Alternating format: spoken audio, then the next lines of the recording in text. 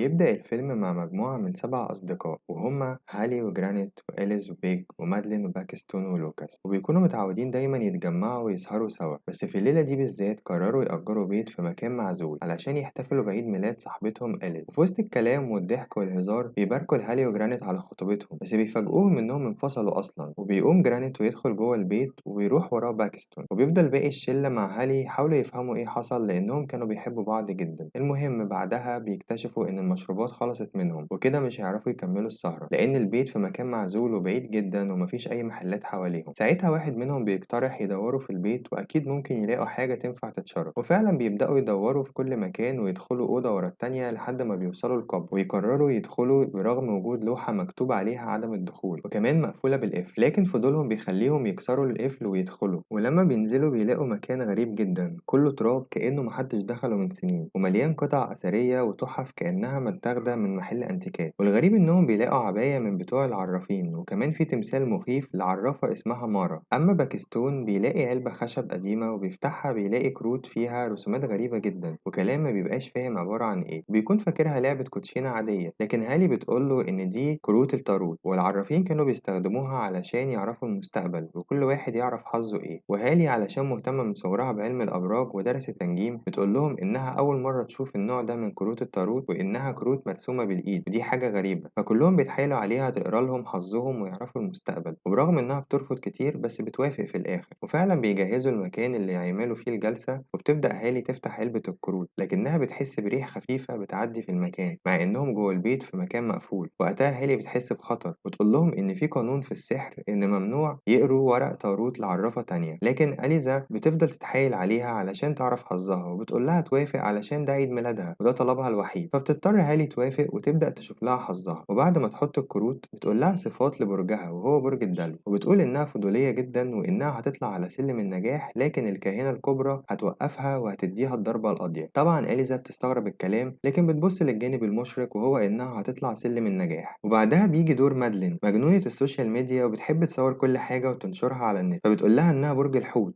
وده برج عاطفي وكريم جدا، لكن بيطلع حظها مع كارت الراجل المشنوق، فبتقول لها إن ده معناه فشل في نهاية الطريق، لكن المهم إنها لازم ما تهربش وتواجه مشكلتها. أما بيك فبتقول لها إنها برج الميزان وده بيخليها سريعة التفكير وعندها حب السيطرة. في الوقت ده بيكون باكستون بعيد عنهم وبيلاحظ الباب بيتفتح ويقفل بطريقة مرعبة، ولما بيقرب منه عشان يقفله بيشوف راجل شكله مرعب جدا واقف وعينيه بتنور في الضلمة، ولكن النور بينور فجأة وبيختفي فبيفهم إنها تهيؤات. المهم بنرجع تاني لبيج اللي بنشوف حظها وداها للساحر اللي هيحطها بين طريقين، وكالعادة محدش فاهم حاجة من اللي بيتقال. وبعدها بيجي دور باكستون اللي بيكون برج الثور، وبتقوله إن هو طيب ووفي لكنه عنيد جدا، وحظه بيكون مع كارت المهرج اللي هيخليه يكون محاصر أو محبوس، لكن لازم وقتها ما ياخدش قرارات متهورة ويفضل جنب أصحابه اللي بيثق فيهم. ودلوقتي الدور على لوكاس اللي بيكون برج الجدي ومعروف إنه حساس، وبتبشره إن هيكسب مبلغ كبير جدا قريب، لكن بتظهر له بطاقة الناسك وده اللي وظيفته يدله على الطريق ولكن بيوديه للطريق الغلط. وبيرد لوكاس بهزار ويقول إنه هيبقى يخلي باله. وبعدها هالي بتلم الورق علشان خلاص مش هتقرا لحد تاني، لكن بتلاقي جرانت قاعد قدامها وبيطلب منها تقرا له حظه، فبيحصل بينهم شد بمين السبب عن الانفصال أصلا. لكن بتقول له أنت برج الأسد معروف بالسيطرة والغرور، وهو بيقوم ويقول لها إن لازم تقرا لنفسها هي كمان علشان يعرفوا صفاتها. لكن هي بتوقفه وتقول له إن كارت الشيطان اللي ظهر له ده خطر جدا لأن معناه إن هو هيواجه كل شياطينه ولازم وقتها يضحي بحد غالي عنده، بس هو ما بيهتمش بكلامها وبيسيبها ويمشي. وقتها بتقرر إن هي تقرا لنفسها كمان، لكن للأسف بيطلع لها أخطر ورقة في الكروت وهي كارت الموت، فبتقول لهم إن دايما الكارت ده بيظهر لها في كل مرة بتشوف حظها. وبتنتهي السهرة في سلام وكلهم بيدخلوا يناموا. لكن المرعب بقى إن بتظهر علبة التاروت الخشبية وهي بتنور عليها رسوم النجوم الفلكية وكأنها بتستعيد الذكريات المربوطة بالعرافة المخيفة مارا. يا ترى بقى إيه اللي حصل لها، والأهم يا ترى إيه اللي هيحصل لهم. تاني يوم بيصحوا علشان يروحوا الجامعة، وهالي مش بترضى تركب عربية جرانت اللي واضح إنه متضايق من اللي حصل امبارح، وهي كمان متضايقة وبتفضل باصة لصورتهم على التليفون. فبتاخد أليزا منها التليفون وبتغير لها الخلفية وتهزر معاها وتحاول تضحكها. أما باكستون اللي ركب عربية جرانت بيشغل لهم مسلسلات رعب طول الطريق، وبينطلقوا في طريقهم لحد ما بيقفوا في نص السكة علشان البنزين. وفجأة بيقول لهم لوكاس إنه كسب فعلا مبلغ كبير جدا زي ما هالي تنبأت له، وبيكملوا اليوم عادي. وبالليل أليزا بتروح على البيت علشان تستريح، بس طول الوقت بتكون معاها صاحبتها بيجي على التليفون وبيهزروا ويتكلموا. لكن الغريب إن أليزا بتلاقي سلم نزل من أوضة المخزن والباب مفتوح، فبتقرر فبتفكر حد من صحابها جه وبتفضل تنادي محدش بيرد، فبتقرر ترفعه تاني وتدخل تكمل كلامها مع بيج. وقبل ما تستعد للنوم بتسمع حاجة خبطت في الباب جامد، فبتقفل المكالمة وتخرج تشوف فيه ايه، لكن المخيف انها مش بتلاقي حد وبتشوف السلم نزل تاني، فبتفكر حد بيعمل فيها مقلب وبتطلع الأوضة بس بتلاقيها ضلمة جدا، لكن بتحس فيها بحركة غريبة. بعدها النور بيقطع فبتنزل تشوفه، بتطلع تاني لكن المرة دي بتلاقي الأوضة منورة بالشموع وكأنها جزء من طقس معين، وقدامها ورقة التاروت الخاصة بيها، وبتكرر عليها الكلام اللي قالته هالي وهي بتشوف حظها، وإنها هتطلع سلم النجاح لكن الكاهنة الكبرى هتوقعها وتديها الضربة القاضية. وبتمسك الكارت اللي فجأة بيتحول لحقيقة وبتدفعها الكاهنة اللي بتوقعها من على السلم جامد، لكن بتفوق على صوت تليفون من بيك صاحبتها وبتحاول تزحف علشان ترد، بس بمجرد ما تمسك التليفون حاجة بتسحبها بسرعة لورا وتحطها تحت السلم، اللي بتيجي الكاهنة ماسكاه وبترفعه وتنزله بقوة على أليزا لحد ما بتموتها، وبعدها بتصرخ الكاهنة بكل قوة ورعب. وتاني يوم بيجي الشرطة علشان تحقق في اللي حصل، ومحدش من أصحابها مصدق اللي حصل ولا فاهمين حاجة. وطبعا بيج مصدومة لأنها كانت معاها على التليفون لآخر لحظة وإنها كانت أقرب صاحبة ليها، فبتقرر هالي تبات معاها وتقضي معاها الليلة. وباين كده إن جرانت بدأ يقلق على هالي وبيقول لها لو حصل أي حاجة تكلمه، وبعدها كل واحد بيمشي. أما لوكاس بعد ما بيطمن على حبيبته مادلين بيودعها عند بيتها وبيروح، بس بيكون ماشي في شارع فاضي لوحده، بس فجأة بيظهر من وراه كائن مخيف بفانوس منور. في نفس الوقت بتصحى بيج على كابوس مخيف وبتطمنها هالي، لكن بيج بتقول لها إنها حاسة بالذنب علشان لو كانت فضلت مع إليزا على التليفون ما كانش حصل كده، لكن هالي بتقول لها إن ده قدرها ومحدش كان هيقدر يغيره. وبتحكي لها هالي عن السبب اللي خلاها مهتمة بعلم التاروت والتنجيم، وإنها كانت عايشة مع أمها في سعادة لحد ما أمها جالها مرض السرطان، وقتها جربت معاها كل أنواع العلاج المعروفة لكن فشلت تماما، وده اللي خلاها تتجه لعلم التاروت علشان كانت عايزة تشوف مستقبل أمها وتعرف حظها. وجربت كل كروت التاروت لكن دايما كانت بتكون نفس النتيجة، وهو الكارت اللي بتشوفه دايما اللي هو كارت الموت. وبنرجع تاني للوكاس اللي بيفضل ماشي في نفس الطريق وبيحس بحركة حد بيراقبه لكن مش بيلاقي حد، لحد ما بيوصل للمترو وبيمشي في الممرات بتاعته، وفجأة بيشوف كائن مخيف واقف في نهاية الممر بيقرب عليه. والمرعب إن كل الأنوار بتطفى بالتدريج كل ما يقرب عليه أكتر. لوكاس بيترعب وبيحاول يجري من الضلمة اللي بتقرب عليه، وساعتها بيلاقي بوابة الطوارئ اللي بيخرج منها على جراج المحطة، وبيدور على أي حد يساعده لكن بيتفاجئ بجريدة مكتوب فيها إن هو هيموت النهاردة، فبيخاف جدا بس بيترعب أكتر لما الأنوار بتفضل تنور وتطفى ويسمع كلام هالي بيتردد حواليه. وفجأة بيشوف الراجل المرعب قدامه وبيعرف إن ده الناسك اللي طلع له في كارت التاروت، وبيجري يحاول يستخبى منه في عربية مركونة لكن برضه بيلاقيه قدامه وبيحاول يخرج بسرعة من الباب التاني، بس أول ما بيخرج بيصدمه قطر تاني داخل يركن في الجراج وبيموت. تاني يوم بنشوف جرانت وهالي في الكلية بيتكلموا وهما مش مستوعبين اللي حصل لإليزا، وفجأة بتجيلهم رسالة إن لوكاس مات ومطلوبين للتحقيق معاهم، فبيروحوا كلهم على التحقيق وبتسألهم الشرطة عن سبب وجود لوكاس في المنطقة الممنوعة دي، وبتقول مادلين إنه بيستخدم المترو علشان يروح بيته، وبتلوم نفسها إن لو كانت فضلت معاه ما كانش هيحصل له كده. وقتها بيقول باكستون وهالي للظابط إن هما بيمروا بظروف مش عادية وإن اتنين من أصحابهم ماتوا في يومين ورا بعض، بس الظابط بيرد ويقول إن دي حوادث عادية ومفيش أي شبهة جنائية. بعدها بيتجمعوا مع بعض وبيتناقشوا في اللي بيحصل وإيه أسبابه. وقتها هالي بتفتكر قرايات في أوراق التاروت الغريبة وإن اللي بيحصل بيوصف بالظبط الكلام اللي قريته، وإن كمان لوكاس كسب مبلغ كبير قبل ما يموت، فبيبدأوا كلهم يقتنعوا بوجهة نظرها ما عدا جرانت اللي بيقول إن كل دي خرافات، وبتقترح بيج إن يروحوا يبلغوا الشرطة ويحكوا اللي حصل، بس بيقولوا لها إن ما صدقوهاش أصلا من البداية وأكيد مش هيصدقوها، فبيقولوا كلهم إن محتاجين حد يساعدهم. فبتاخد هالي اللاب بتاع باكستون وتدور على النت لحد ما بيلاقوا عرافة قديمة اسمها ألما وبتشتغل في علم التنجيم القديم، وبيقروا عن حوادث لناس ماتوا في ظروف غامضة بعد ما قروا كروت التاروت بتاعتهم، وبيحاولوا يكلموها ما بتردش، فبيقرروا يروحوا لها وبعد طريق طويل بيقدروا يوصلوا لبيتها أخيرا، لكن بيلاقوه مخيف جدا. بس الغريب إن لما بيخبطوا عليها ويطلبوا يقابلوها بترفض تماما وبتقول لهم يمشوا حالا، لكن هالي بتقول لها إن لازم تنقذهم لأن في اتنين منهم ماتوا والباقي هيحصلوهم. ساعتها بتفتح الباب وتقابلهم وبيحكوا لها كل حاجة حصلت، فبتكلمهم عن علبة كروت التاروت وتسألهم كان مرسوم عليها رموز النجوم الفلكية، فبيستغربوا إنها عارفاها، بس بيستغربوا أكتر لما تحكي لهم عن حادثة حصلت سنة 51 لقوا 6 شباب ماتوا في ظروف غامضة والمشترك بينهم إنهم كانوا متجمعين في حفلة وقروا حظهم في كروت تاروت قديمة. وسنة 69 اتكررت الحوادث بس المرة دي ل8 شباب وبرضه المشترك بينهم كانوا في حفلة وقروا كروت التاروت. وآخر حادثة كانت سنة 88 في لندن، 5 أشخاص كانوا في رحلة وماتوا كلهم متبقاش منهم غير ناجي واحد بس، وكل الحوادث دي حصلت لأنهم قروا بيختاروا كروت التاروت من نفس العلبة بتاعتهم، فبتستغرب هالي هي عرفت كل المعلومات دي منين، فبتكون المفاجأة إن العرافة نفسها هي كانت الناجي الوحيد من حادثة لندن الأخيرة، ومن ساعتها وهي بتدور على حل اللغز وسبب اللي بيحصل، فعرفت إنه بسبب الكروت دي وإنها الوحيدة اللي نجت منهم لأنها قرت لهم حظهم وما قرتش لنفسها. ساعتها هالي بتترعب جدا لأنها قرت لنفسها كمان، فبتقول لهم ألما إن من وقتها وهي بتدور على الكروت دي في كل مكان علشان تدمرها وتحمي الناس منها، فعرفت إنها اتباعت في مزاد لتاجر آثار كبير. أما السر اللي ورا الكروت دي بيرجع لسنة 1898 في دولة المجر، وقتها كان الكونت عايش مع مراته في سعادة ومنتظرين مولودهم الأول، وكان عنده عرافة خاصة وهي العرافة مارا، وكان بيخليها تشوف له حظه ومستقبله. وفي ليلة قالت له إنها بتشوف مراته وابنه هيموتوا في الولادة. وقتها الكونت اتجنن جدا وخلاها تعمل جلسة ورا التانية ورا التالتة وتقرا ورق التاروت أكتر وأكتر. ساعتها اتهمها إنها بتخرف وطردها بره المدينة كلها. ولما جه وقت الولادة فعلا ماتت مراته وابنه. وقتها الكونت غضب جدا وزاد جنونه وقرر إن العرافة هي السبب وإنها موتتهم بسحرها الأسود، فقتل بنتها الوحيدة علشان يعاقبها. ساعتها العرافة قررت إنها تنتقم منه أشد انتقام هو وعيلته كلها، وفعلا عملت الطقوس من خلال جلسة سحر أسود قوي، ورسمت كل حاجة بإيدها على الكروت وقرت الحظ لكل فرد في عيلة الكونت، وبعدها انتحرت وموتت نفسها بعد ما ربطت روحها ودمها بالورق. وبقى أي حد يقرأ مستقبله من كروت التاروت دي هيتحقق اللي قراه وهي هتنفذه بنفسها، زي ما حصل للكونت اللي لقوه ميت بطريقة غريبة جدا في بيته. ومن بعدها عيلته حصلته واحد ورا التاني، وبتقول لهم ألما إن أي حد هيقرأ حظه من الورق ده بتصيبه اللعنة وهيموت. فبتسألها هالي عن الحل إيه، قالت لهم إن الحل الوحيد إنهم يروحوا يدمروا الكروت.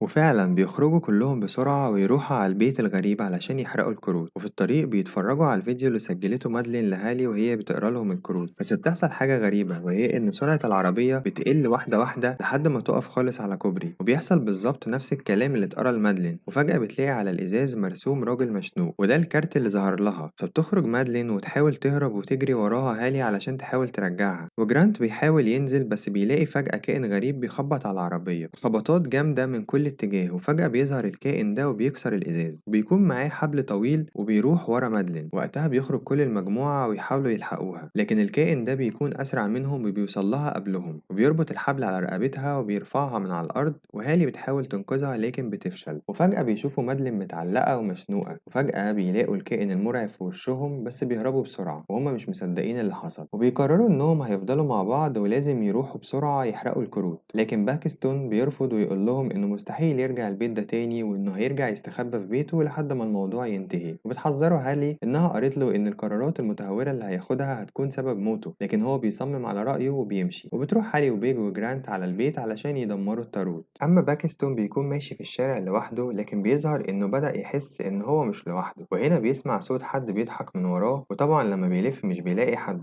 فبيجري بسرعة علشان يوصل للبيت، لكن بيلاقي المهرج واقف مستنيه قدام البيت من الناحية التانية، فبيفتح الباب بسرعة ويدخل العمارة علشان يهرب منه. بس الغريب إن هو مش بيلاقي أي حد خالص ولا حتى الحراس، فبيركب الأسانسير بسرعة علشان يطلع الشقة بتاعته، لكن وقتها بيحس إن هو محبوس ومش عارف يخرج. وده بالظبط اللي قريته هالي في كارت التاروت بتاعه، وده برضه نفس الكلام اللي بيسمعه بيتردد حواليه. فجأة بيفتح باب الأسانسير وبيلاقي قدامه المهرج واقف مستنيه، فبيحاول يتصل بجرانت بسرعة علشان يلحقه، لكن طبعا مفيش أي شبكة. وقتها بيوصلوا التلاتة عند البيت وبيدخلوا عند الأوضة اللي فيها علبة الكروت، وبيحاولوا يحرقوا الكروت في النار، لكن المفاجأة إنهم بيلاقوها مش بتتحرق. فساعتها بيقرروا يتصلوا بالعرافة ألما وتيجي تساعدهم، وبيقعدوا يفتكروا بذكريات الشلة وسهراتهم سوا لحد ما بتوصل ألما وبيحكوا لها اللي حصل. فبتقول لهم إن العرافة الملعونة بتقدر تحول نفسها للشكل اللي ظهر على كارت الحظ علشان تنفذه. وهنا بيج بتقول لهم إنها ظهر لها كارت الساحرة، أما جرانت ظهر له كارت الشيطان، وطبعا هالي ظهر لها كارت الموت. المهم بتبدأ ألما تحضر الطقوس وبتاخد الكروت والأحجار وتحطهم بطريقة معينة، وتقول لهم إنها هتبدأ تعكس حركة الكروت وكل اللي عملته العرافة الملعونة علشان يتقلب عليها هي. وفعلا بعد ما بتعمل الطقوس بتطلب تقابل العرافة، بس المفاجأة إنها بتكون قاعدة وراها. وطبعا كلهم بيترعبوا لما يشوفوها، لكن المرعب أكتر إنها بتسيطر على ألما نفسها وبتخليها مش قادرة تتحرك، لا وكمان بتفتح الكروت علشان تقرا لها حظها وتنفذه في نفس الوقت. هنا ألما بتعرف إن دي النهاية خلاص، وبتعتذر لهم إنها ما قدرتش تنقذهم. وفجأة بتتخطف ألما من قدامهم وبتطفى الأنوار، فبيجروا التلاتة وهم في حالة من الرعب لحد ما يلاقوا جثة ألما نازلة من السقف وهي مليانة سيوف زي ما ظهر لها في الكارت بالظبط. فبيجروا التلاتة في اتجاهات مختلفة، لكن بيج بتسمع صوت هالي بتستنجد بيها، فبتروح علشان تنقذها. ولما بيكتشف هالي وجرانت إن بيج مش بتمشي وراهم بيرجعوا علشان يدوروا عليها، لكن فجأة بتظهر صوابع كبيرة قدامهم وبيظهر قدامهم الشيطان المرعب، فبيهربوا بسرعة من اتجاه تاني وبيقدروا يدخلوا جوه أوضة ويقفلوا على نفسهم. لكن في الوقت ده للأسف بيج بتكون وصلت لأوضة القبر وهي لسه بتسمع صوت هالي بيناديها، وكل ما تقرب للصوت بتحس بخوف وتوتر أكتر، وفجأة بتلاقي الأنوار بتتكسر والإزاز بيدخل في عينيها وبيشتغل صوت بيعيد لها كلام هالي وهي بتقرا لها حظها، وبيظهر فجأة قدامها الساحر اللي كان في الكارت اللي بيكون على المسرح وقدامه ناس مرعبة أكتر منه وبيقدم لهم الفقرة اللي هي بتكون عليها، فبتحاول تهرب بسرعة وتدخل أوضة، بس المفاجأة إن الأوضة دي بتتحول لصندوق وهي محبوسة جواه، وطبعا بتكون الفقرة بتاعته إنه يدخل منشار في كل فتحة من الصندوق وبيفضل يدخل المنشار لحد ما يقسم الصندوق نصين، وطبعا بيقسم بيج معاه. وقتها هالي بتنهار وهي بتسمع صراخ صاحبتها وهي عارفة إن خلاص مسألة وقت والدور هيجي عليهم، وبيقعدوا مستسلمين لقدرهم وبيظهر عليهم إن لسه بيحبوا بعض برغم النهاية اللي وصلوا لها. وهنا هالي بيجيلها فكرة عبقرية وهي إن تقرا الحظ للعرافة نفسها وبكده ينعكس عليها هي كمان اللعنة اللي في الكروت. وقبل ما جرانت يقول رأيه في الفكرة بيتخطف من قدامها وبيبدأ يظهر لها الكائن اللي كان في الكارت بتاعها وبتحاول تهرب منه، بس كل ما تدخل الأوضة بتلاقيه في وشها وبيحاول يخنقها، لكن المفاجأة إن بتلاقي حد بيضربه من ورا وبينقذها، وبيطلع الحد ده هو جرانت وإنه لسه عايش وبيقول لها تروح بسرعة تنفذ الخطة بتاعتها وهو هيحاول يواجه الشيطان. وبيسمع صوت بيتردد إنه هيواجه الشياطين بتاعته وهيفقد حد عزيز عليه. تبدأ هالي تقرا الحظ فعلا، بس المشكلة إنها بتلاقي العرافة قدامها وبتحاول تقرب منها علشان تمنعها من القراية، لكن هالي بتقول لها إن مقدرة حجم الخسارة اللي اتعرضت لها وإنها مش لازم تحبس نفسها في الماضي، وبتقول لها إن حظها طلع كارت الموت وإنها لازم تستسلم للأمر الواقع وما تقاومش. ويبدأ حظ العرافة يتنفذ فيها فعلا وتبدأ تتحرق وتختفي، لكن هي بتفضل ماسكة في هالي وعايزة تاخدها معاها. لكن للمرة التانية بيظهر جرانت وينقذ هالي وبيشوف العرافة وهي بتتحرق بالكروت بتاعتها وبيختفوا للأبد، فبتخرج هالي هي وجرانت من البيت الملعون وبيشاوروا لأي عربية توصلهم، لكن بيتفاجئوا إن اللي سايق العربية هو صاحبهم باكستون، وبيفرحوا جدا لما يلاقوه لسه عايش وبيركبوا معاه ويمشوا. ولما بيسألوه انت نجيت ازاي بيقول لهم ان دوت صاحبه قدر ينقذه في آخر لحظة وفتح باب الأسانسير وطلعه. بس كده.